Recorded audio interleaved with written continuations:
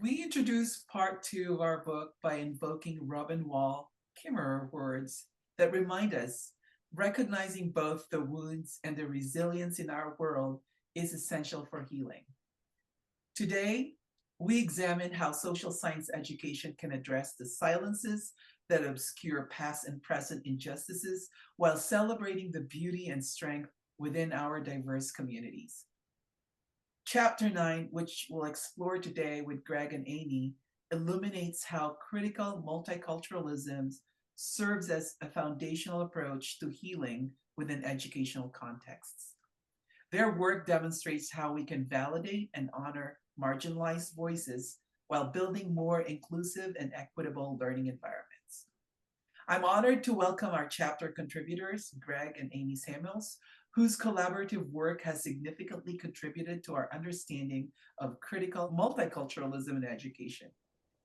Before we begin our discussion, I'd like to invite my co-editor, Jessica Ferreira-Stone. We are honored to welcome our chapter contributors, Greg and Amy Samwells, whose collective work has significantly contributed to our understanding of critical multiculturalism in education. Before we begin our discussion about your chapter, I welcome both Greg and Amy to introduce themselves and how they position themselves within this work. Greg, would you like to go first? Yeah, sure. First, I'd like to thank IAP and SSCC for providing platforms for voices of equity, social justice, and advocacy in a lot of different spaces, from the classroom to the halls of institutions of higher education and even in communities. I'd also like to throw a special shout out to Eric and Jessica. Thank you all very much for the work that you do, providing a platform for teacher educators, professors, as well as teachers, and even community members and parents that are in this work as advocates and allies of social justice. So thank you all very much. My name is Dr. Gregory Samuels. I am a professor of teacher education, secondary education to be more specific, at the University of Montevallo, located in Central Alabama. And I do work in critical multiculturalism, critical literacy, critical education, a lot of things in secondary education, including lesson planning and theories and methodology. So I'm glad to be here. And Amy? Yes. Hello, everyone. I'm Amy Samuels, and I am an associate professor of instructional leadership, also at the University of Montevallo, which is in Central Alabama. And this book really called itself to me because of the dismantling spaces of silence. So a lot of my scholarship and interest are really in thinking about how we challenge silence, how we interrogate whose voices are heard and whose voices are not heard. So really thinking about critical multiculturalism, culturally responsive teaching, ideas connected to critical race theory, and doing what we can to ensure minoritized voices are revealed in curriculum and educational spaces. Thank you both for introducing yourselves. Clearly, critical multiculturalism is something that you all have done a lot of work in. And I'm excited to hear your all's summary of the chapter that you all wrote on critical multiculturalism. Yes, thank you, Jessica. To begin, I think that we really want to contextualize this particular chapter in relation to the restrictive education policies that we're currently seeing in the United States across the country. And really dating those back to 2020, when Trump was in his first presidency, nearing the end of that presidency, he passed an executive order which basically banned critical race theory in federal spaces and professional development related to that. And what we saw shortly thereafter, states across the nation started to pass policies and laws which use the exact language of that executive order to basically restrict what could be taught and what cannot be taught in schools, as well as the professional development to which educators have access. What we've seen recently is that shift from anti-CRT is really focused on anti-DEI. So looking specifically at diversity, equity, and inclusion. And as authors, we really feel strongly that there are misinterpretations of DEI, what it stands for, and what it is. So when we're looking at these anti-DEI restrictive policies and laws, the very idea that DEI is under attack is troublesome to us. So when you think about diversity, we're thinking about representation. When we talk about equity, we're talking about access, we're talking about opportunities. When we talk about inclusion, we're thinking about feeling welcome, feeling valued, respected, that your voice is heard. These very ideas we teach students in primary school to make their peers feel valued and respected. But now as a country, we're passing policies that are saying DEI is a bad thing. So for us, DEI is in no way controversial, perhaps misunderstood in the current context, but we really call it out as this manufactured hysteria that challenges what is in the best interest of students and the communities that we serve. And this particular chapter, we put through the lens of critical multicultural education. Multicultural education really emerged in the 1960s when there was an effort to increase voice of minoritized perspectives and really looking at recruiting and retaining teachers of color and minoritized teachers and leaders in education. It really started with this perspective of racial minorities, but then it continued to grow into thinking about women and thinking about other groups that are marginalized and minoritized in the United States society. So when we think about multicultural education, we're thinking about, to use James Banks's theory, content and process. We're thinking about representation and inclusion. We're thinking about equity focused and action oriented. And when we say critical multicultural education, we use the word critical to emphasize that we are not just talking about heroes and holidays. We're not just talking about Hispanic contributions during Hispanic Heritage Month, but really looking at isms, racism, classism, sexism, looking at oppression and that structure of power and how that is utilized to shape what is taught, what isn't taught, and the way that we navigate in educational spaces. So thinking specifically about these power dynamics in schools, first, let's start with this reference to curriculum. Is the curriculum colonized? And if so, in what ways? So when we talk about dominant narrative, we tend to see a Eurocentric, male, white, Christian perspective that kind of dominates the curriculum. And other ideas, other voices are brought in sometimes as side stories, but not fully integrated into the curriculum. So one of the things about multicultural education specifically is working to unsilence voices that are silenced. So going back really to the title of the book, this idea of dismantling spaces of silence, how do we purposefully do that in the curriculum? How do we talk about inclusive histories? How do we ensure that minoritized perspectives are not just told, but are also told by minoritized people themselves?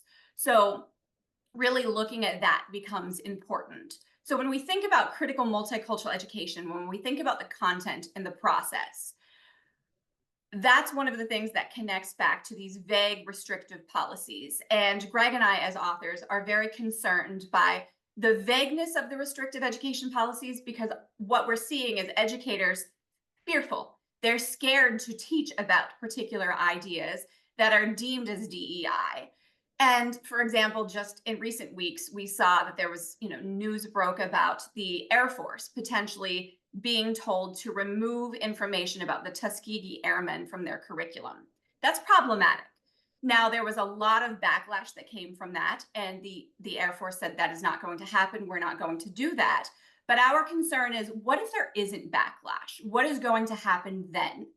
So our real purpose for writing this chapter is presenting a framework that educators can use, both teacher educators and educators in the classroom, to think about how to frame multicultural education through this idea of the 4 V's.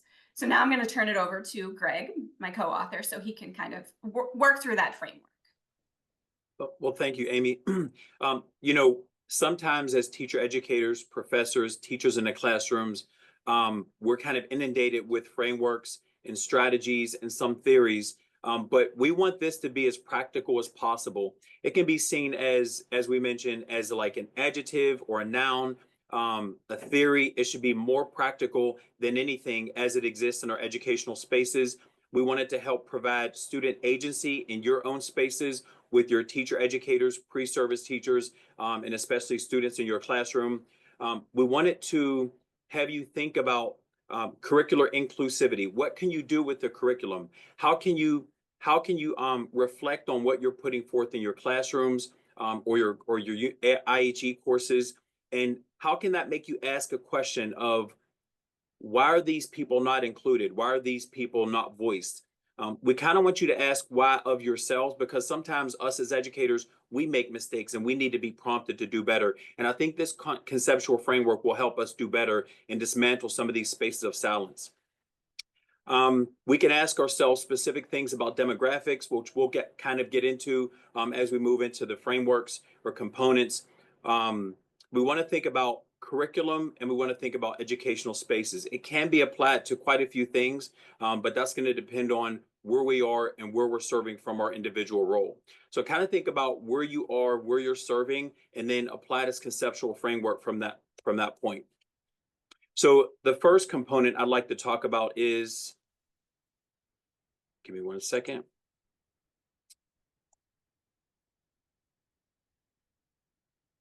Being visible. So when we think about visible, we're going to reflect on who's visible, why certain people or parts of the curriculum are not visible. We're going to think about voice, or who is voiced and who is not voiced. We're also going to think about value, what's given value, what's looked at as a truth, and what is not looked at as a truth or standard. And then we're going to talk a little bit about validity, or what is validated or what is not looked at as valid.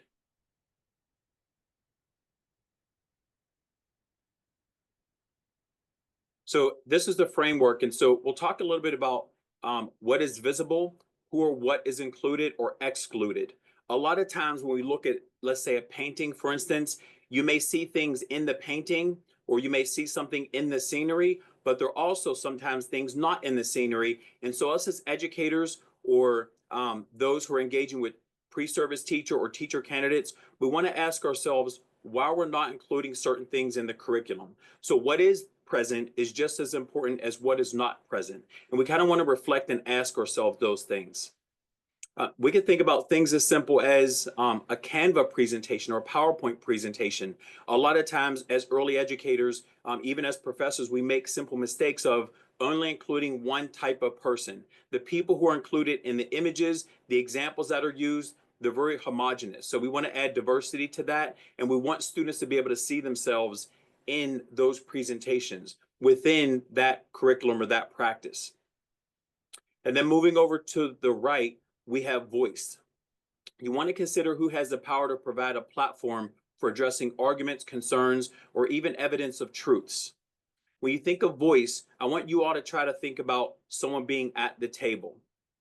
When we talk about validity as well, we'll think about Shirley Chisholm, for example. She said, and we put this in the article, if they don't give you a seat at the table, bring a folding chair. So when we think about voice, we want to make sure students are at the table. We want to make sure they can express their concerns, even our teacher candidates, and even us as professors and educators or educational leaders. So you want to think about voice. What voice is not present? And we want to provide a platform for that voice. Moving down to the left or your right, valued. We want to consider who has the power to influence those stories that are integrated in the curriculum. Why are certain stories not put in the curriculum, and why? So you want to kind of ask yourself why they're not in the curriculum, and also look at the stories that are in the curriculum and allow your students or teacher candidates or even educators to say, why is that valued so much in our curriculum? And also like to refer to what Amy said earlier, decolonizing the curriculum. So what was standard, what is given to us, and how can we adjust and possibly pivot and add some level of inclusivity? And then finally, we think about validation. Why the ideas and theories of some individuals or group are more readily endorsed, even endorsed as the truth. We want to think about mainstream discourses as common knowledge, while others remain less prominent. Some people use the phrase being put in the margins. So when we think about validity, we want to think about to grab something from Paul Gorski, we think about socio-historical racism. We also think about racial detours. So if something's given validity in your classroom, in your teacher education program, why is that? Have students pick that apart and try to see themselves in that curriculum or in that teacher program. Even more specifically, some people try to use theories and theorists within their lesson plans, within various frameworks, even within their teacher education programs, and they don't include people like Nell Noddings or Sona Nieto, but often they include Lev Vygotsky, Piaget, Brunner. We'll talk a little bit about that later on, but there are areas and opportunities for you to jazz it up, so to speak, and add inclusivity so that everyone feels like they're visible, voiced, and valued, and obviously their voice is valid as well. That's about it. Do we have any questions? I do have some questions. Thank you for that summary of your chapter. I'd like to begin by asking you to please discuss the importance of recognizing and addressing diverse cultural backgrounds. Could you share specific examples of how educators can create spaces that authentically honor and validate students' cultural identities? Thank you, Jessica. One of the reasons that we created this framework was to do exactly that. So particularly at this time when there is a lot of hesitation to include representative and inclusive stories, the framework really provides a structure to encourage educators to consider if that is happening. So one of the terms that's going around a lot lately is anticipatory compliance. So that idea, we have these policies, we have these laws, but rather than anticipate what they actually mean, the vague nature of them, and comply with what we think the laws and the policies say, let's look at our standards. So let's look at what the curriculum tells us that we are supposed to be teaching and think about that idea of who is visible, who is voiced, who is valued, and who is validated. And not just as Greg highlighted, both in our content, in our curriculum, but then also in our educational spaces. So really giving honor to those diverse cultural groups. When we're teaching about World War II, for example, I often talk about my experience in high school. I learned a lot about World War II. It was not until I was a junior in undergraduate school that I learned Japanese Americans were incarcerated on American soil. I'm embarrassed about that fact to this day. And that was a disservice of my educational experience. So really thinking about using the framework to consider what stories are being told, who is telling them, and are we embracing multiple perspectives? Greg, did you want to add to that? So Amy just made me think of a World War II example. We were both social studies teachers, and so obviously we went surface level with our social studies content, but a lot of times we would take a deep dive into a lot of different topics. So on the topic of World War II, the other day, Amy and I gave a presentation on African American involvement in World War II and with the liberation of Jewish citizens. And so we learned that part of our previous research that there was a 761st Tank Battalion, an African American tank battalion, and those soldiers were involved in very, very dedicated to being patriots, and at the same time, they were at home facing racism. So we think about battle on two fronts. So these are things in which educators can deep dive to give more content on something, whereas otherwise we would just think about Saving Private Ryan or domesticated women in serving their roles. So we think about like the 761st, the 688th. We think about the Canary Girls, the Canary Girls. So all those extra topics are how you can give people voice. In that specific instance, African Americans and women in the roles in World War II. I really appreciate the specificity there and the connection to standards, that these are true stories that have been buried, that have been silenced. And it's our job to teach the standards and make sure that our students are educated and know what is happening to create a better future. I have another question for you all. I wondered if you could elaborate on some practical strategies you found effective in helping educators move beyond surface level multiculturalism to a more critical and transformative approach.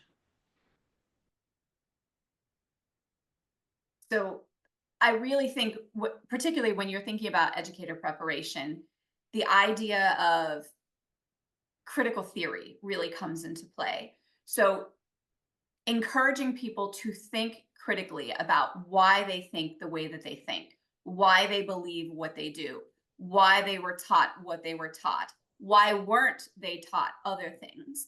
And once you start really delving into these power dynamics of who shapes what is valuable knowledge, then we also do the reverse of that, understanding who decided what isn't valuable knowledge at this point in time. So I think really allowing educators to explore their own experience. So much of critical multicultural education is grounded in self-reflection and self-awareness.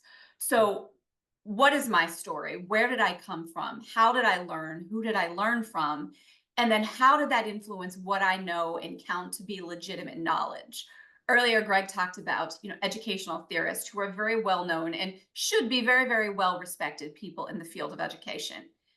At the same time, there are other educational theorists that we don't hear much about and we don't learn much about. So why are we not learning about Paulo Freire and his influence in education and the way that knowledge is shaped in schools? So definitely through this particular framework in the chapter, we definitely encourage people to think about that power structure and how it's involved in shaping what we know and potentially what we don't know. And as I mentioned earlier, all of this work that we do, including in this session and those watching, it should prompt some sort of reflection and a need for adjustment. Sort of at the foundation of this framework and a lot of the other work that we do in our spaces is sort of humility. It's okay for us to make mistakes. It's okay for us to admit where we need to make adjustments. In my class in multicultural education and foundations, we do some work that some of you all do, which is a cultural autobiography. And some students express terms used by their grandparents or their parents, and these terms are usually slurs, and they usually respond, "Yes, but I love them," or "They use this term, but I love them." And so when we think about allowing students, teacher educators, pre-service teachers, and even ourselves as professors to make mistakes, stumble, and figure out why something is wrong and where we can move forward, a sort of social activism, then we allow this work to kind of grow, and then we throw ourselves in this conceptual framework, and then we're doing the work, so to speak. So it's just something that we should think about all the time and not feel like we always have the right answer. So that's why I bring up the term, it should prompt adjustment and there should be some level of reflection, because nothing is a perfect framework, but it does require us to do work in our spaces. Your responses are reminding me of how important it is to recognize that to teach the curriculum the way that they're asking us to in a silenced manner is not a neutral way of teaching. And so often we're told we're politicizing it when we bring in these narratives. But I would equally say your response reminds me that we're politicizing it when we're not teaching these narratives. And I also want to point out specifically, Greg, that how often people say, "Oh, I might make a mistake." But at least you did something and you're working towards progress. And on that topic of progress, I do have one last question for you.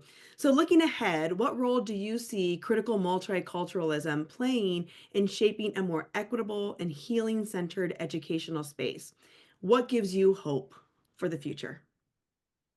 I would say that educators give me hope. I would like to emphasize the fact that when we talk about these restrictive policies, and Jessica, thank you for that, because not to teach something that is also political. So, this idea of these anti-DEI policies that we're seeing right now, these are not being made by people who have experience in education. They are not being made, or they're not written by people who have knowledge and work with children.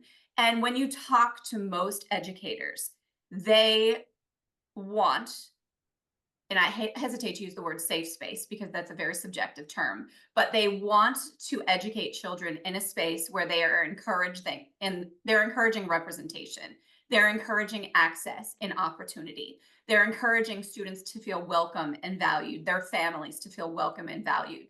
So educators as a community, they bring me hope. I believe that most educators are committed to doing what is in the best interest of students, the families, and the communities that they serve. And let's also highlight that this isn't the first time we've seen resistance. there has been resistance to multicultural education since its foundation and long before it ever existed.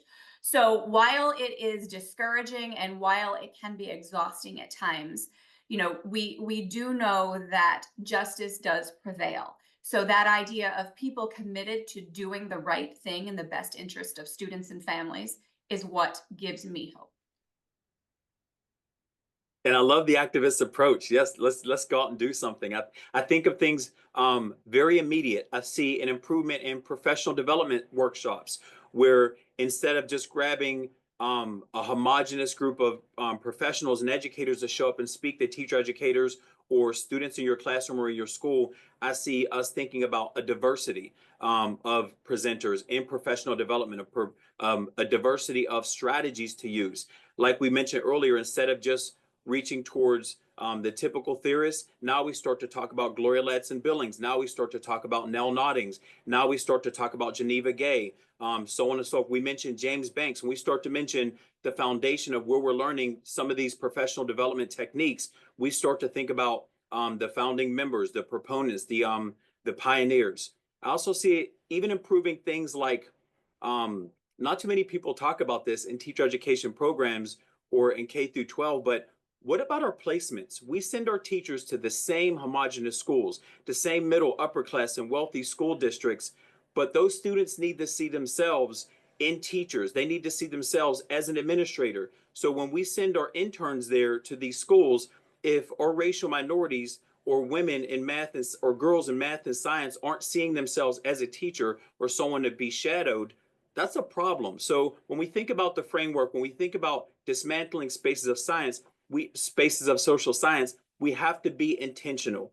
And that's not always the most comfortable thing. So we have to improve our teacher education programs. We have to improve our professional development programs. And sometimes these things are immediate, they're intentional, and they make people think, well, why aren't we doing this? So like I said, there's a level of reflection, a level of humility, and definitely a level of activism that we have to commit to. Really appreciate this conversation. And in fact, I want to highlight the importance of criticality in multiculturalism. And I do love that you're offering a really almost like a revisioning what is multiculturalism, because I felt like the original conception of multiculturalism is just so performative. By adding criticality and multiculturalism is one way to kind of like dismantle that spaces that has been silenced in our teacher education. And one last thing that I wanted to kind of point out is, I know that this chapter, the reader is targeted towards educators, teacher educators, but I also think that the framework that Greg and Amy provided here, like the visibility, voice, validity, and valued, are really good framework for scholars as well. Like how do you mentioned, Amy, you mentioned about decolonizing our pedagogy. How do we decolonize our scholarship as well? Right. And so by all these 4 V's that you offered is a way to frame our research and our work, and how we value certain people in as participants, and what kind of counter narratives that we can offer to dismantle this kind of dominant narrative. I wanted to thank Greg and Amy for sharing their insights on how critical multiculturalism can foster healing and transformation in our educational spaces. Their work reminds us that addressing silence isn't just about uncovering pain. It's about celebrating resilience and creating spaces where all students can thrive. Thank you all for participating in this important discussion about critical multiculturalism and healing in education.